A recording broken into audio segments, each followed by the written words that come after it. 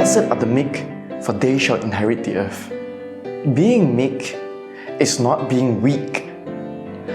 A man once said, meekness is as if you are a skilled swordsman with a powerful sword, yet in the presence of your enemy you choose not to use it. Human nature is always struggling for expression, always struggling for contest. But only those who learn from Jesus will learn to empty themselves, to put self aside, to put pride aside. After all of those is being laid aside, true peace is then found. Only when all of those happen, then we are not anxious to have the highest place, to have the number one place. Lucifer, he wanted to have the highest position in heaven. He was not satisfied to be lower than his own creator. The spirit of contest was so strong in him.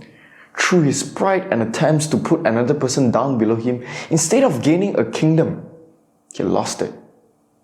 Today, Satan wants us to go through the same problem as he did, striving for power, for money, for fame. Would that really give us peace? Would that give us happiness? King Solomon, he was the wisest man and the richest man on earth at his time. After getting everything that he had, he said, all is vanity. Real peace and happiness comes from God. When we receive Jesus Christ in our hearts, the peace of God will then keep our hearts and minds in peace. Jesus, when he was here on earth, although he was living in the midst of conflict, he was having a life of peace. Jesus was sleeping in a boat in the midst of a stormy sea.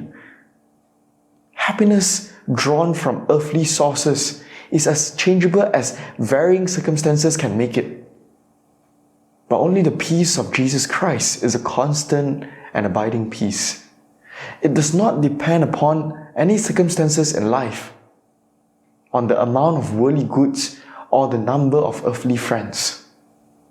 Christ is the fountain of living water, and happiness is drawn from Him. The meek shall inherit the earth. It was through the desire of self-exaltation that sin entered into the world.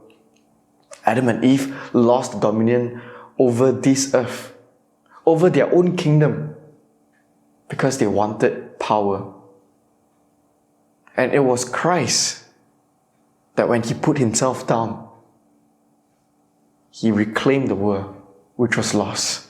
Through humility and self-surrender, we may be the same as Jesus is, that the meek shall inherit the earth. The meek shall inherit the earth. Yes, one day, the meek shall inherit heaven. But it also applies for today. From the words of Napoleon, he said, Alexander, Caesar shall reign, and I have founded empires. But what did we rest the creations of our genius? Upon force. Jesus Christ founded His empire upon love. And at this hour, millions of men would die for Him. Blessed are the meek, for they shall inherit the earth. Thank you for listening.